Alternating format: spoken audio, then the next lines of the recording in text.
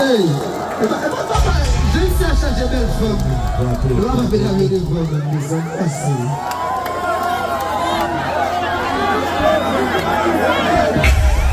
Parfait même.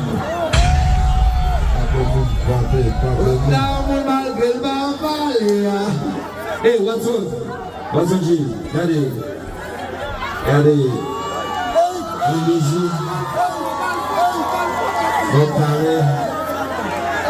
Ok.